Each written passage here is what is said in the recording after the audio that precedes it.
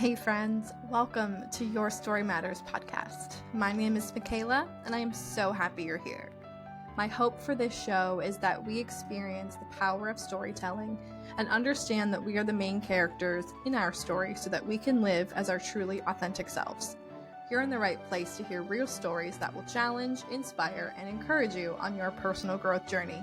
I hope you enjoy.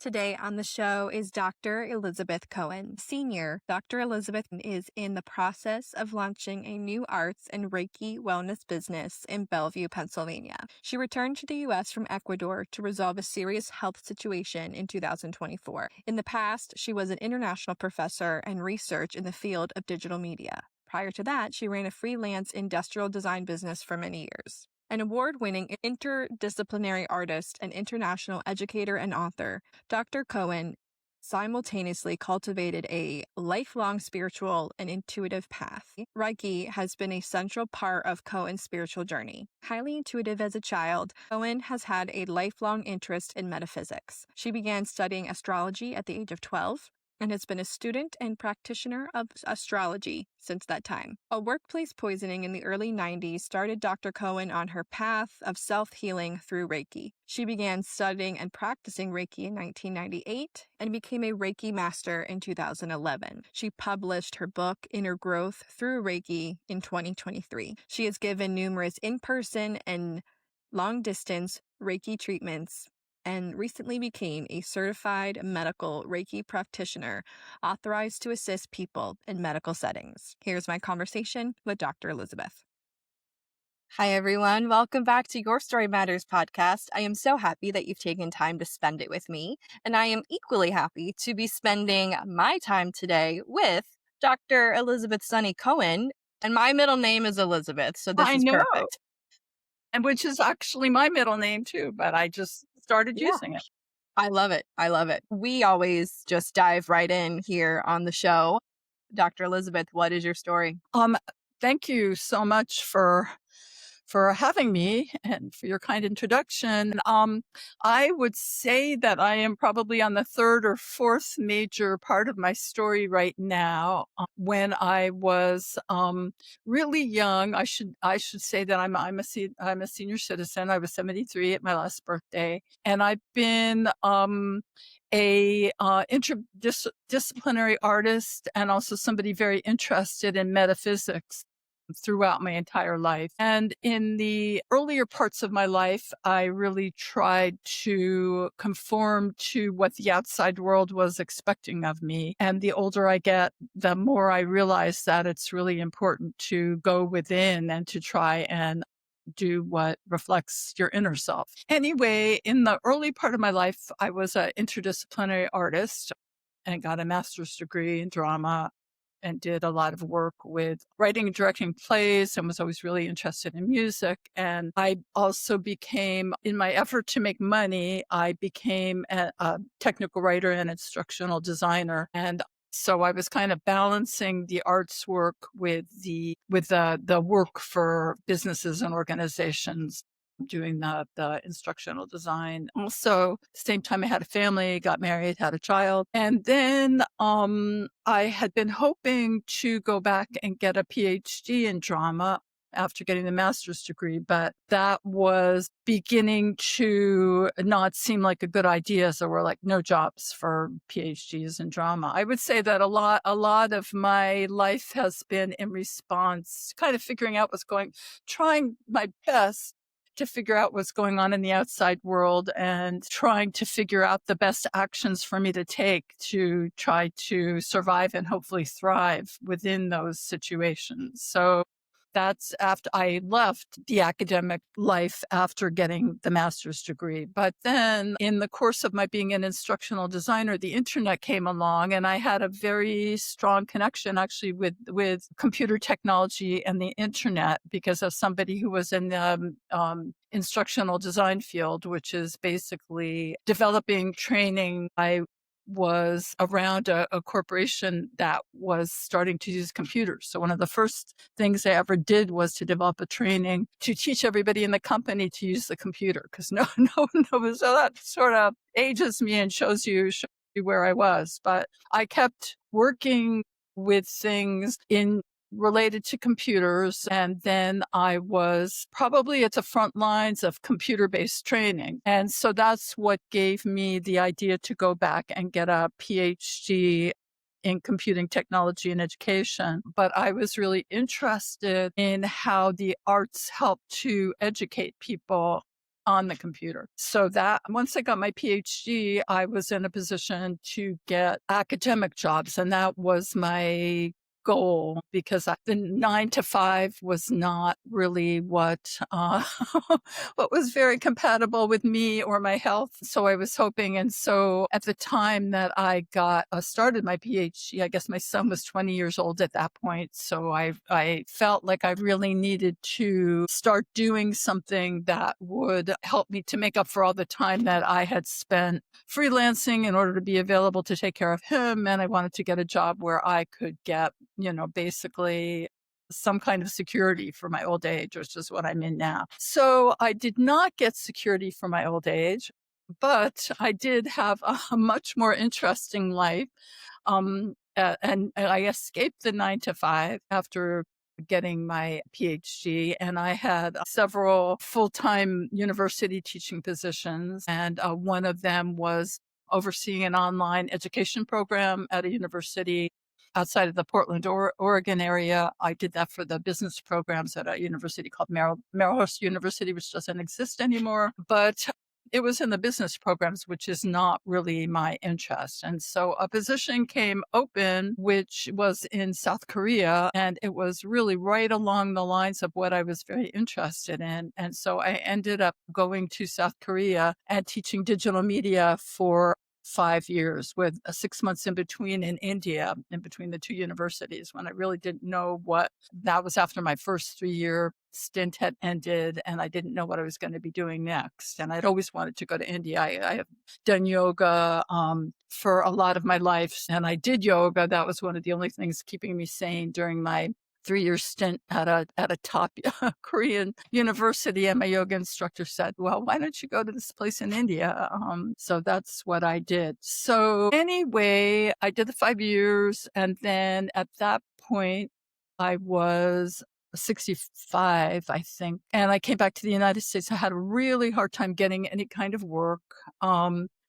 But I did end up getting a fellowship at the Smithsonian, because my interest for my doctoral dissertation was right along the lines of something that aligned with what they were interested in, with a new computer, a digital repository that they had for a lot of digitized museum artifacts. So, and then after that, I could not afford to live in the United States on my Social Security. And so I ended up, and I knew I was going to have to do this and I should interject that part of what happened to me too was that in the early 90s, I was poisoned in a workplace, which totally changed my whole work life, and so I had to I was sort of trying to do my freelance work in combination with trying to recover from my illness. And actually, that's what my book, Inner Growth Through Reiki, is about how I recovered from that illness. But anyway, that's a lot. That's in addition to having taken time off because I wanted to freelance as a mother. The other thing that really undermined my financial security was because of this illness that really incapacitated me, and I didn't get compensated at all by the company where I was poisoned. So I had, everything I had to totally change my lifestyle and like rip out all the rugs in my house. And just, it was incredibly expensive making the lifestyle changes I needed with no compensation, and also not really having a very spotty ability to earn a living, and not getting money from my husband, or not, my former husband, not too much. So anyway, I'm digressing here. I'm trying to, oh yes. So I'm talking about the fact that I got to like the age of 65 and I hardly had any money. So I try to figure out what to do next, which is what I started looking for places to live where the amount of money that I was getting from Social Security allowed me to live there. And another thing I should say is during this time I was doing Reiki. I had started learning Reiki, which is, for people who don't know, which is many people, it's energy healing. And I had initially learned it so I could work on myself. But as time went on, I was working on other people as well. So ironically, after my contract, because my position at the Smithsonian was really just a 6-month position as a senior research fellow, and with a finite end. And ironically, when that ended, all of a sudden my Reiki abilities became much stronger. And I was visiting a friend to go to a conference in Pittsburgh, which is where I'm living now. And I found myself, she had a appointment for her dog, and I was giving her dog Reiki sessions, and she could cancel the appointment with the veterinarian. And I was doing Reiki sessions on her, and her chiropractor was commenting that her spine was so much better than it had been previously. And so I was really seeing some very strong indications that my Reiki abilities were strong. So when I went to Ecuador, which is where I decided to move, I did decide to concentrate on my Reiki practice. And I moved there in 6 months before the pandemic started. And so I started I found an organization that I could do Reiki through. And then I was also doing in-person Reiki sessions. But then when the pandemic hit, obviously that really affected my ability to do face-to-face healings. I did do some distance sessions, most with people in the United States, but my life took kind of a different turn during the pandemic. And one thing that happened was that I came to realize that I had a serious health issue that could not be addressed in Ecuador. And fortunately, I had kept my Medicare, even though I was living abroad. And so it took me quite a while to get diagnosed. But I did finally get diagnosed with lung cancer, but early stage lung cancer, around a year and a half ago. And so I ended up, and I had been living in the Andes where the mountains were really high and a lot of changes had happened to Ecuador. It became extremely dangerous during the pandemic. So I had been wanting to move back to the United States. Anyway, a good friend of mine invited me to come recover after my surgery to Pittsburgh. And I found I really liked it here. And I could afford to live here, which is pretty amazing in the United States. And so that's how I ended up here. And so now I've been doing Reiki. I did quite a bit. I also became very interested in integrative health and especially how arts, which is I've done all my life, not only theater, but also I'm an award-winning filmmaker, and I sang in clubs for many years as a jazz singer. So I've been really, and I would say that that's a lot of what has restored my health also and I go into that in my book, Inner Growth Through Reiki. So I led a group at the Jewish Community Center here for people who are interested in integrative health. And I've just been continuing to do Reiki. And I became certified within the last month as a certified medical Reiki master, which means that I can accompany people to their health appointments and that sort of thing, or also give them treatments that might really help them get over their health challenges. But I'm certified to do that now. So I'm in the process of launching a wellness business, incorporating Reiki in the arts. So I've left some things out, but I'd say I've covered most of the high points. What a full life. What was it like living in different places in the world over your lifetime? How fun? Not many people get that experience, but what was it Yeah. like for you? Boy, that's a really good question. There are high points and low lights to every place you live. And I find that there are places that connect with me more for different reasons. It's really interesting because I haven't talked much about my involvement with astrology, but I have been doing astrology since I was around 12 years old. My mother was very interested in astrology. And I've been interested in a particular field called astrocartography, which basically focuses on the influences that exist in different locations for people. And the idea of it is that, you're born with a specific birth chart with planets embodying different energies in different houses, which embody different aspects of life. And when you switch to different places, your chart switches around. So, for example, in South Korea, um, my sun, which is a very strong basic power, was on the cusp of my 10th house, which is profession. And being out in the world and being very visible, which is in kind of stark contrast to what my life in the United States was like. So, because in the United States, I'm more of an internal kind of person, but in South Korea, it was a really, really out there in Cuenca, Ecuador, which is where I just returned from. I have Uranus right on the IC, which is the fourth house cusp, which is the opposite of the 10th house, which is your kind of your internal life and home foundations. And Uranus is a planet of kind of abrupt changes for the good and for the bad, innovations. And that was definitely a quality of my life in Ecuador, where there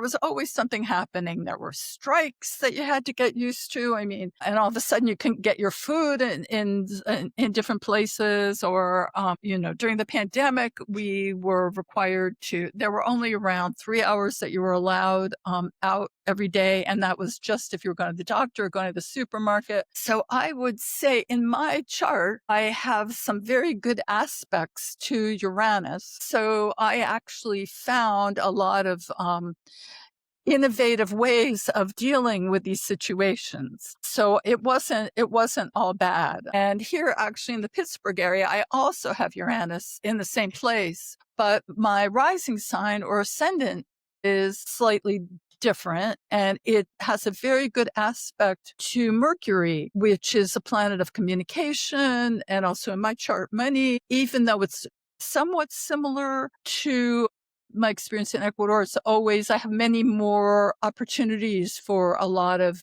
good sharing and communications with people and communicating myself. And so I would say that that's what, since my focus is largely as an astrologer, that's been a lot of what I focused on, is just, how the particular location is for me and what kinds of experiences I have there. Yeah, that's fascinating. I never even thought to astrology is just a topic that seems so vast, but like anything else, until you kind of start getting into it, it kind of becomes a little bit more clear. But how fun that in different parts of your life, in different countries, the themes are kind of not the same, but have really supported you in that season of life, which is really kind of cool to look back on. And something was looking out for you, Yeah.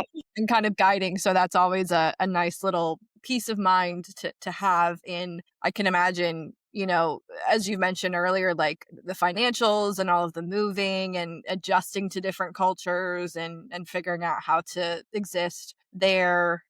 Thank you. Yeah, that's exactly true. I mean, that's what I really find one of my main uses of astrology to be, is kind of a way to know what's going on in a particular season in terms of what's happening with the stars right now, or also what's being highlighted in a specific location. Yeah, it's really interesting, because there have been times in my life, I spent a lot of time in Portland, where I spent most of my adult life, where I've really felt kind of stymied in terms of my opportunities. And I ran across a psychic, and I'm sorry that I'm forgetting her name right now, because I really would like to give her a shout out for this. But anyway, she said to me, you should really consider leaving the country, because I think you would do a lot better professionally somewhere else. So, Wow. yeah. Well, there you have it.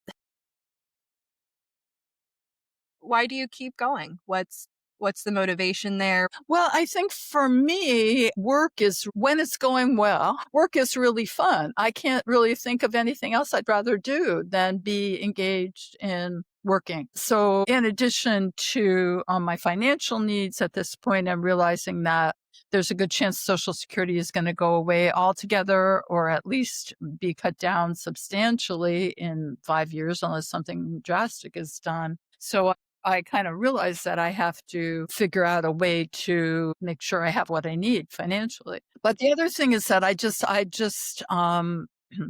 enjoy, I mean, I would say there's a lot of things in my past life that I haven't enjoyed about work. I obviously don't like 9 to 5. I don't like bad bosses and being micromanaged. I don't, there's a lot of things that can be there's lots of toxic workplaces. And believe me, I have definitely experienced my share of them. But I think as an older person, what I'm hoping to do is to be able to take more control of my own situation, and center it more around, my skills and also my needs. A lot of what I'm in the process of doing, because I was very fortunate that my cancer was caught at an early stage, and fingers crossed it's gone, um, and I'm done with it. But recovering from the surgery, which was around a year and a half ago, has been definitely demanding. And as an older person, there's some older people that have tons and tons of energy. I'm not one of them. And so that is something that I really am working on, is sort of figuring out my own needs and what I have to do to keep my energy going. But I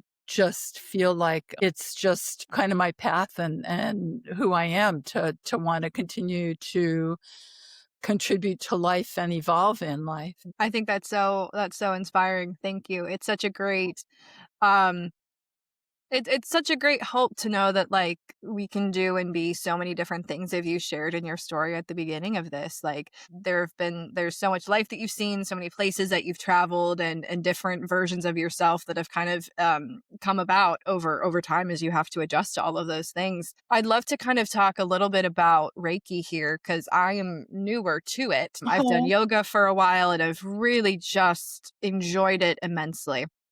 And there's other branches of the healing arts that kind of pop up when you start doing those things. But can you kind of debunk some myths about Reiki for us? Because I think people hear that and they either do not know what it is, or they kind of have heard some woo-woo things that maybe are stereotypical that aren't true. So kind of, what do we need to know about Reiki? I know you mentioned it a little bit more, but if we can dive in a little bit deeper, and share with us about that. let's see. Well, Reiki is a type of energy medicine that really helps the body to heal itself. And the Reiki master or practitioner shares it. In my opinion, it's really a skill to be developed. So I think that's really important when people look for somebody to do Reiki on them, is to ask how long they have been practicing. And there are some people now that are getting their training. They go from Reiki 1 to Reiki 2 to master within a year. I do not recommend that. There might be somebody who has incredible abilities for some other reason, and they're able to ramp up in that amount of time. But for the most part, that is not true. I think it takes a really long time and a lot of practice for a Reiki practitioner to be skilled at what they're doing. And as I mentioned, I first started doing Reiki.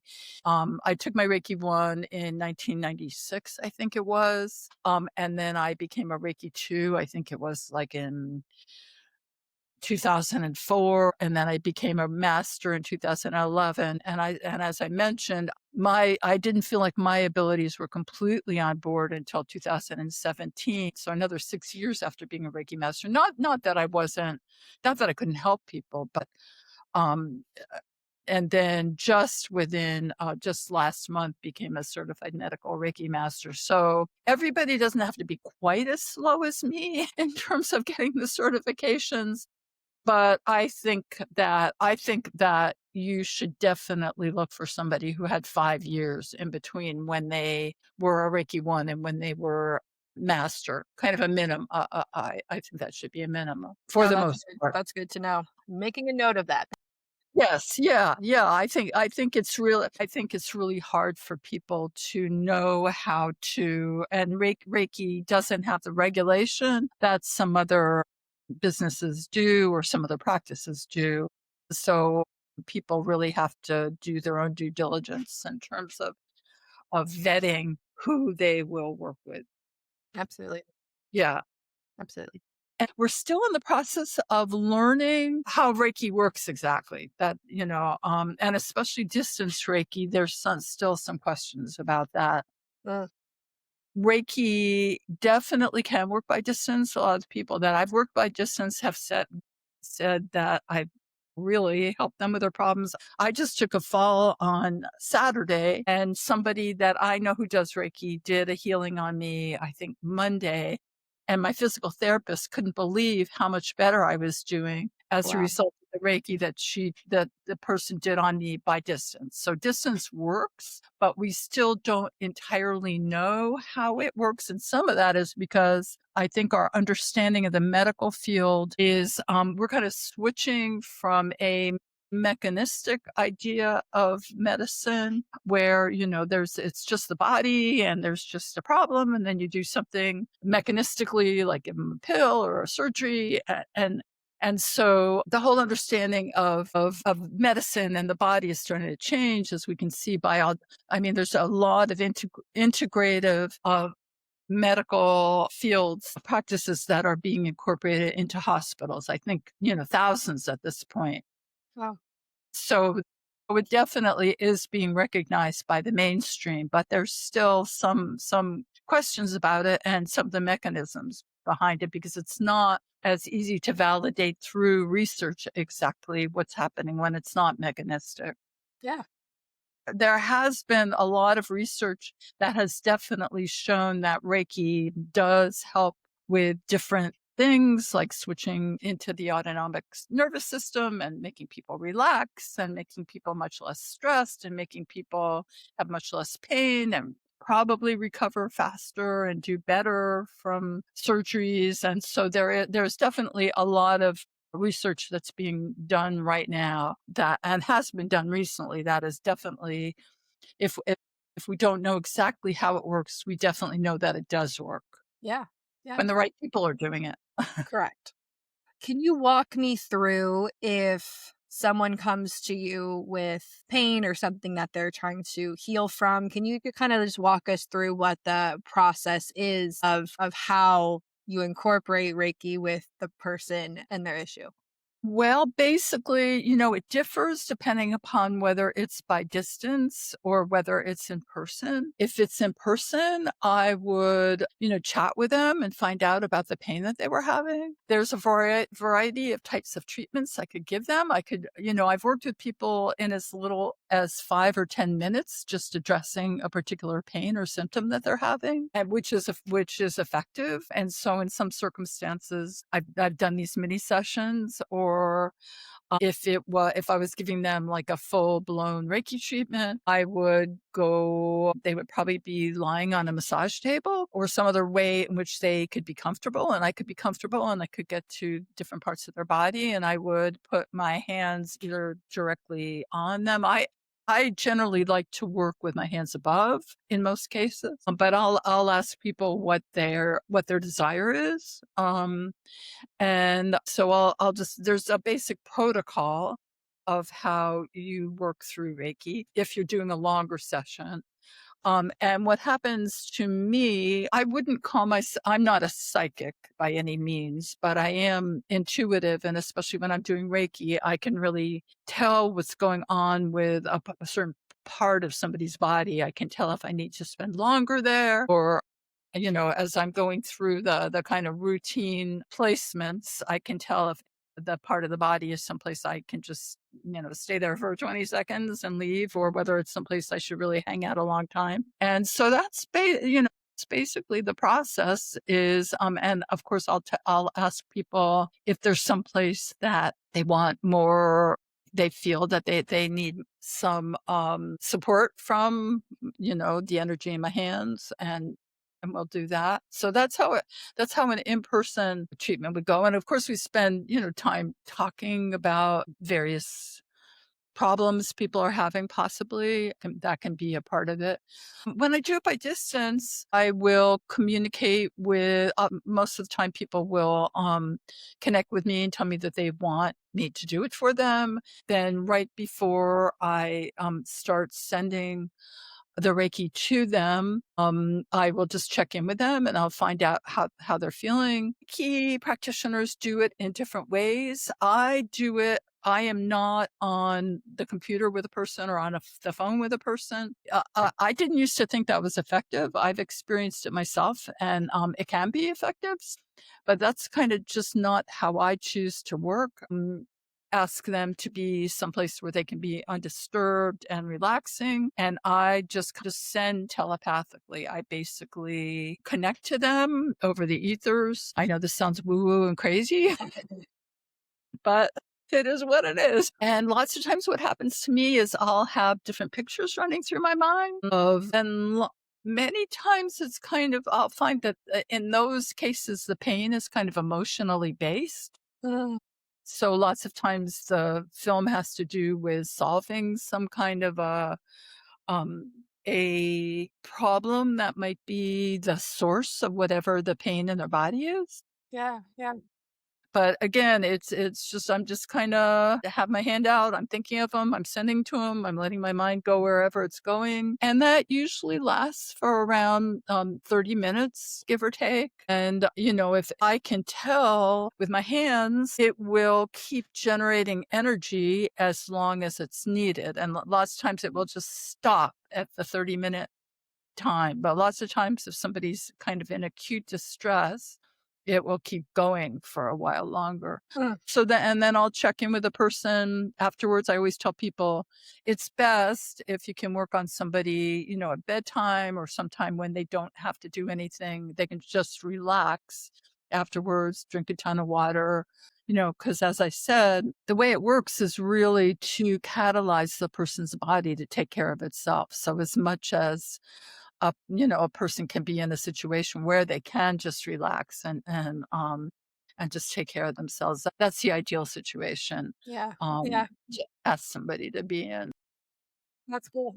Yeah. So yeah. And so then I'll usually check in. Sometimes they'll contact me right afterwards and tell me how it went for them. But I will always contact them, like the next day or something to see how they're doing and how it went and all of. That's fascinating.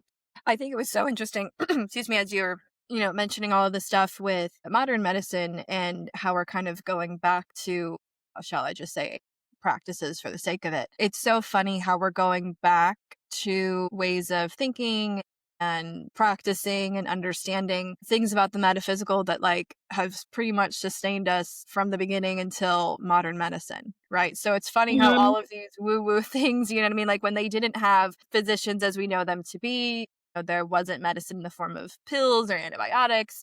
They were using water and herbs and food to heal from within and taking time to get to know somatically what was happening. So I just find that kind of fascinating that we've, at least in the States, we're so hung up on modern medicine and there's nothing wrong with it.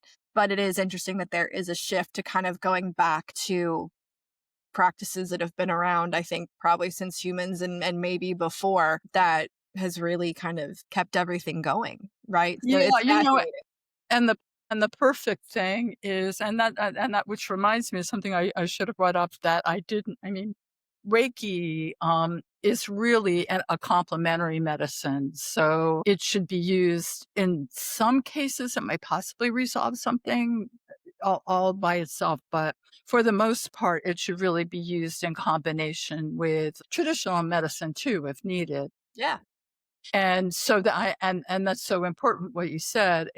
You know, when modern medicine came in, it kind of displaced those old practices. But in fact, there's really a place for all of it because modern medicine can do some things that these ancient medicines couldn't, and holistic medicines can do something that modern medicine can't. So, Yeah. we should use it all, you know. I think so, because why not, right? Yeah. If all these tools are available to us, it's just, if you look at them like tools as if you're building, a structure, certain tools are for certain jobs. You're going to be using all of them, maybe not all for the same project. Right. but you really have to figure out, what job is correct for the tool. And I think that's wonderful because, part of the essence of this podcast is really putting the power back in your hands. Just so much in the world that obviously we cannot control, whether it's now in our modern times or centuries ago, but we really can control, our mindset, how we're thinking, how we're behaving once we are self-aware, and then moving into, how are we taking care of ourselves as we are able to. And so Mhm. just getting to talk with different people from all walks of life and kind of what their different professions and passions are, that's really just the whole goal. It's like, how can we be made more aware of the tools that are available to us and trying to just incorporate different things. And it might work for some and it might not work for everyone, and that is okay. But just being open-minded enough to be like, hey, I want to try something different to see if this has an impact on my story and kind of where I'm going on my journey. And that's really what it's all about, right? Because we're Yeah. not supposed to do life alone. I don't believe that. And so there's so many different things available to us. Let's try to see what we can partner with to have it hopefully be beneficial for a season, and then we live life and find something else. That's it. That's it. As we are wrapping up here, Dr. Elizabeth, what is your next chapter? How do you see your story unfolding? So my next chapter is, now that I'm a certified medical Reiki master, I am planning to start a business. I'm in the very beginning stages of starting a integrative arts and Reiki wellness business. And I'm still shaping that and thinking about how that is going to work. But I'm really hoping to help people by being a support and also an educator in relation to people's health challenges using the modalities of Reiki and various arts, which have been so inspiring and helpful to me. Absolutely. Yeah, I think the arts are just exactly what we need, right? For all different kinds of, whether it's emotional regularity, mental clarity, there's just so much. And that's a whole other podcast, right? Just talking about arts and healing and how we need that, which is beautiful. So thank you so much for your time today. It was a joy to meet you, and Well, thank you so thank much. you for sharing. Thank you. Thanks for listening. I invite you to subscribe to this podcast wherever you listen, give it a rating and review while you're at it. It really goes a long way. And check out the show notes for all the ways to stay connected with me and our guests. Until the next episode.